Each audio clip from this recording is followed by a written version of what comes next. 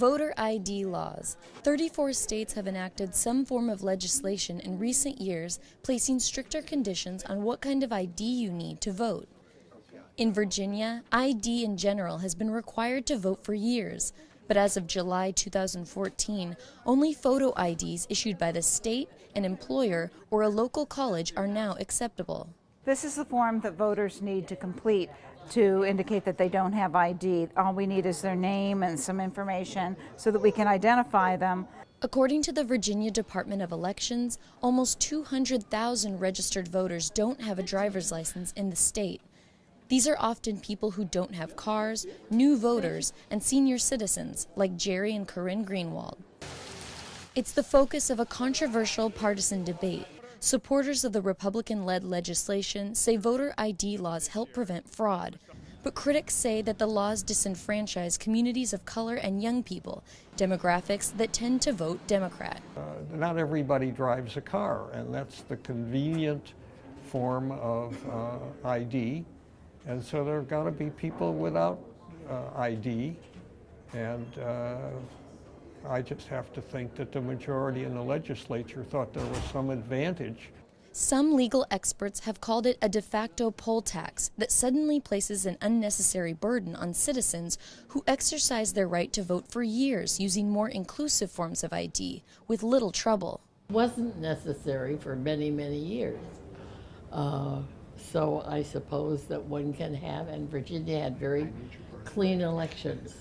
So it is possible to have clean elections without a photo ID, and that's how it was here for many years.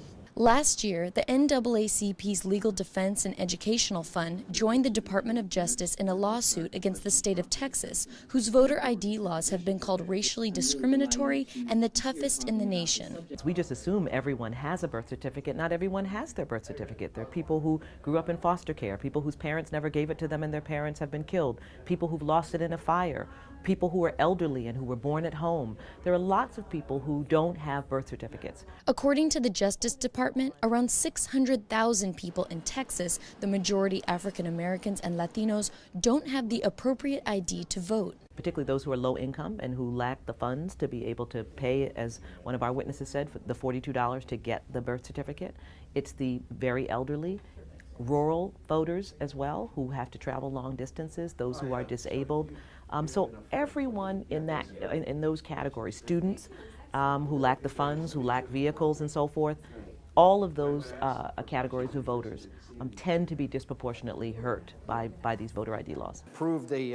Republican lawmakers have pushed voter ID legislation in recent years based on the idea that requiring specific photo IDs will eliminate voter fraud.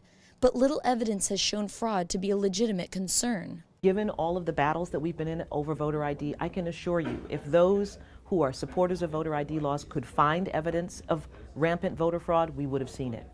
The Supreme Court recently ruled that Texas's voter ID law can stand in time to be enforced during midterm elections. In some states, last-minute changes to voter ID laws could have a big impact on who participates in the political process and who doesn't.